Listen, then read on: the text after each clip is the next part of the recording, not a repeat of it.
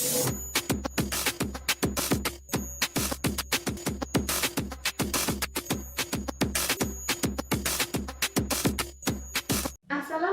warahmatullahi wabarakatuh. Bertemu lagi dengan saya Sri Ningsih dalam bidang studi biologi.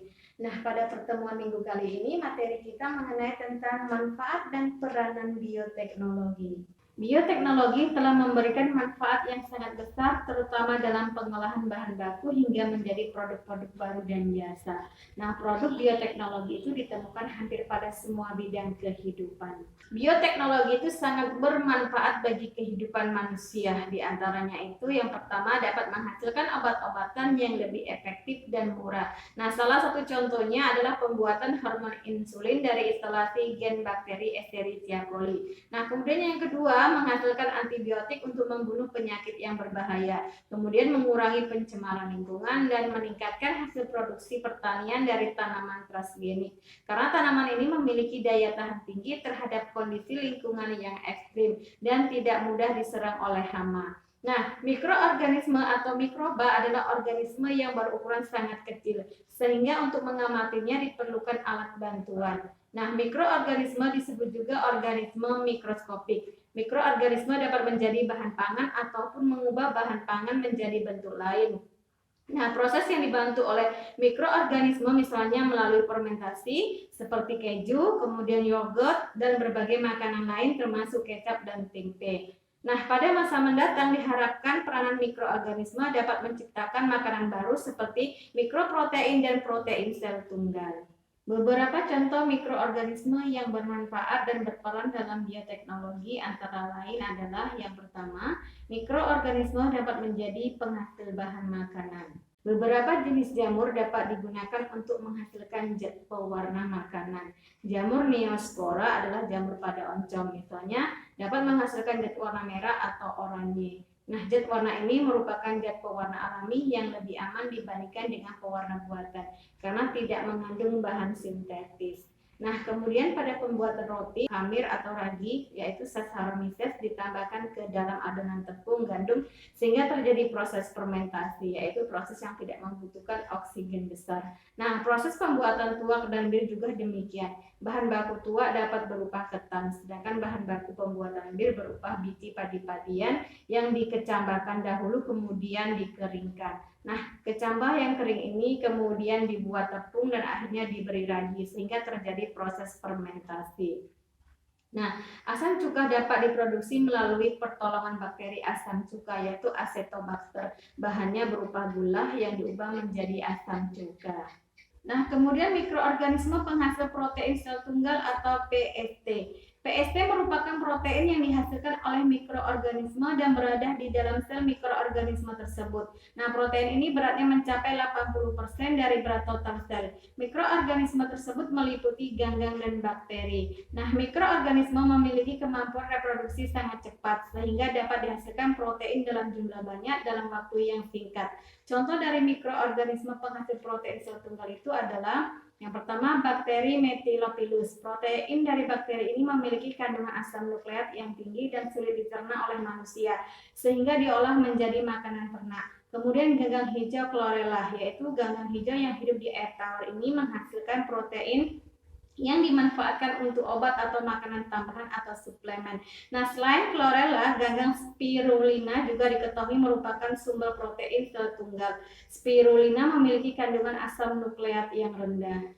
Nah, kemudian mikroorganisme penghasil energi. Beberapa mikroorganisme melakukan proses fermentasi dan menghasilkan zat organik misalnya senyawa etanol atau alkohol. Pembuatan alkohol memerlukan bahan baku berupa karbohidrat, misalnya gula tebu, singkong, atau zat tepung lainnya. Nah, bahan baku tersebut kemudian diberi mikroorganisme berupa sel ragi atau Saccharomyces. Nah, sel ragi merubah karbohidrat menjadi alkohol. Nah, reaksi tersebut juga menghasilkan karbon dioksida. Etanol merupakan bahan baku utama dari gasohol. Nah, gasohol adalah bahan bakar campuran bensin dengan etanol kering atau absolut. Nah, sumber energi alternatif lain adalah biogas.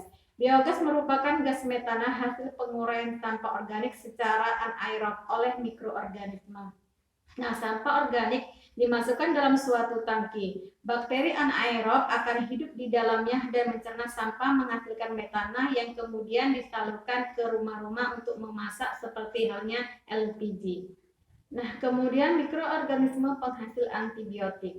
Antibiotik penisilin dihasilkan oleh jamur penicillium yang ditemukan secara tidak sengaja oleh Alexander Fleming pada tahun 1929. Ia mengamati bakteri yang dipeliharanya tidak dapat hidup dalam tabung yang terkontaminasi jamur penicillium. Nah, Fleming menduga jamur tersebut menghasilkan zat antibiotik sehingga mikroorganisme lain tidak dapat hidup di sekelilingnya. Nah, setelah diteliti ternyata memang jamur ini menghasilkan zat anti hidup yang kemudian diberi nama penisilin. Nah, penisilin digunakan untuk mengobati berbagai infeksi oleh bakteri. Nah, untuk membunuh bakteri yang telah kebal terhadap penisilin, digunakan jamur cephalosporin yang menghasilkan antibiotik cephalosporin untuk obat radang paru-paru dan jamur streptomyces yang menghasilkan antibiotik streptomycin untuk obat TBC. Nah, kemudian mikroorganisme sebagai pencerna limbah. Proses pengolahan limbah rumah tangga dan pabrik dibantu oleh bakteri. Bakteri akan mencerna limbah sehingga hancuran limbah dapat dipisahkan antara endapan dan pelarutnya. Endapan dapat diolah menjadi pupuk, sedangkan airnya dapat dibuang ke lingkungan. Dengan demikian, air yang dibuang ke lingkungan sudah tidak mengandung bahan-bahan pencemar yang meracuni lingkungan. Macam bakteri pencerna limbah tergantung pada jenis limbahnya. Limbah yang mengandung senyawa organik dapat dicerna oleh bakteri metanogen atau penghasil biogas. Nah, kemudian mikroorganisme sebagai pemilih logam dan bijinya. Pemanfaatan mikroorganisme untuk memisahkan logam dengan biji logam diterapkan di tambang logam. Ada beberapa bakteri kemosintesis yang hidup dari zat anorganik seperti tembaga, besi, dan belerang. Bakteri kemosintesis adalah bakteri yang dapat membuat senyawa organik dari senyawa anorganik dengan memanfaatkan energi dari senyawa anorganik tersebut.